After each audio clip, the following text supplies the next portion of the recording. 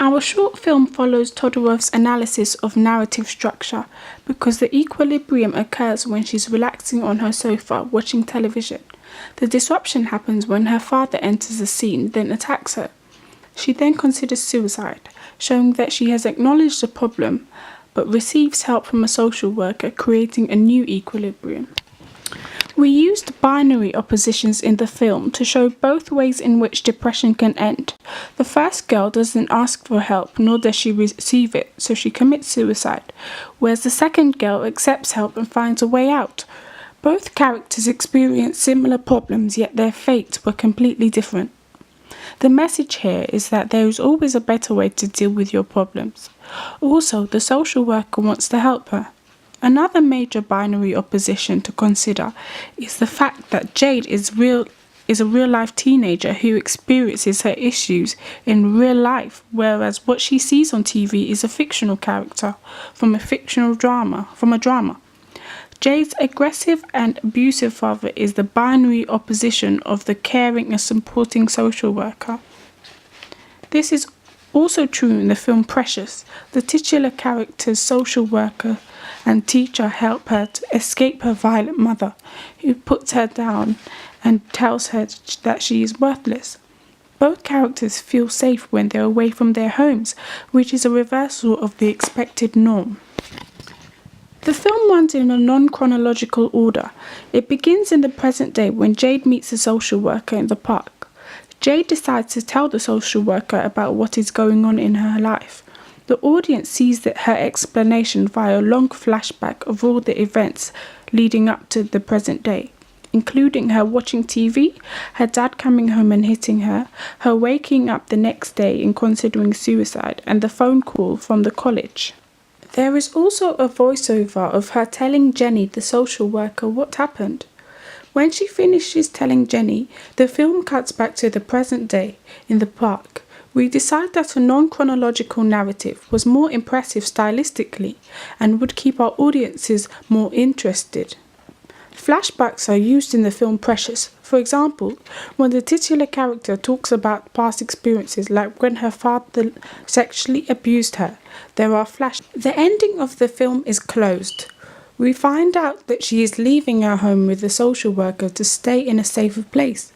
We wanted the ending to be a good resolution because for the majority of the film, tragic events take place. The happy ending sends a message to the audience that suicide is not the answer. There's a restricted narrative in the film. A restricted narrative helps the audience to empathize with the characters more and understand the way they view their environment and why they might make the decisions that they do. The genre of this film is teenage drama. The storyline is typical of this genre because some teenagers face problems with their parents. In this case, the father is an alcoholic and as a result he is abusive. Jade's behaviour is typical of this genre because she behaves like a stereotypical teenager when confronted with her problems by initially refusing to admit that anything is wrong and not asking for help from an adult. Jade appears stubborn at some points, but there is a sensitive and emotional side to her too. She moves slowly and tends to have a solemn expression on her face, which are signs of her depression. In contrast, the social worker is friendly and warm. All characters are dressed casually, even the social worker. Jenny's behaviour is stereotypical of a social worker because she has a caring and empathetic personality, just like Mariah Carey's character in the film Precious, who is also a social worker. Hang On is mainly set in a home environment, which works because one of the main themes in this drama is domestic abuse.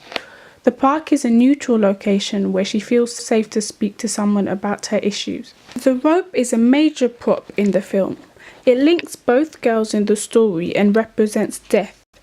The phone is Jade's only means of communication to the outside world during the scenes in her house. This highlights her isolation. On occasions, wine bottles are seen in the film.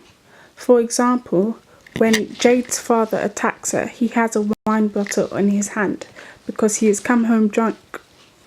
This relates to the theme of alcoholism. The girls are frightened when they are being physically abused. Jade is hostile when she first meets Jenny, the social worker. The social worker's body language is welcoming. She nods to show that she understands Jade's problems. Regarding facial expressions, Jade's face looks fearful when she is about to hang herself. When on the phone to her school, she looks irritated due to their interference in her family life. Jade uses makeup to cover the bruises on her face from where her dad hit her. In Jess's bedroom, at the start, the lighting is high-key low contrast to show her inner turmoil. It is the same when Jade tries to hang herself. At the park, it is still high-key low contrast, but it's brighter, which shows that she's coming out of the dark period of time in her life. However, when Jade's dad comes home from work, the lighting is relatively bright. This creates suspense and it's quite unexpected because there is really no build-up to it beforehand. In our film, we used a variety of shot sizes, including long shots which were used to establish the locations. Close-ups were used to show facial expressions and to build tension and suspense and make the audience feel closer to the action.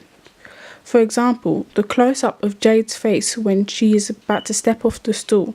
Medium shots allows the audience to see body language, but at the same time be able to see facial expressions as well.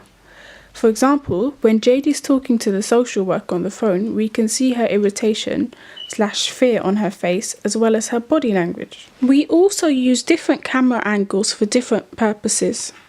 High angle shots were looking down on the character to show their vulnerability. For example, the camera looks down at Jade when her dad is beating her up and she is on the carpet in the living room. Low angles were used from the perspective of certain props, that is when Jade picks up the rope. Of course, eye-level shots were used when focusing on a character's face.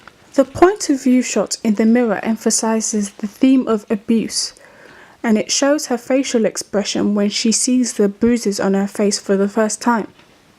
Originally, a tracking shot was used to follow Jade from behind on some occasions, like when she received the first phone call from her college.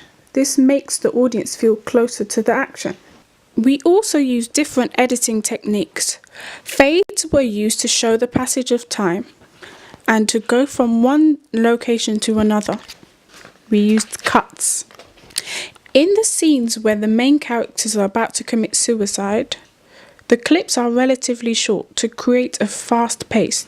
This represents their desperation and the instability of their minds in these moments. The dialogue is informal, which shows that the characters are working class. In Precious, there are plenty of colloquial terms used, which are regularly used in Harlem, New York, where the story is based. An example of diegetic sound is the ringtone from Jade's phone when the social worker calls.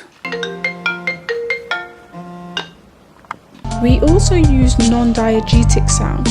Our soundtrack is a steady beat which is layered over orchestral music and gradually builds up towards the end when Jade is leaving her home.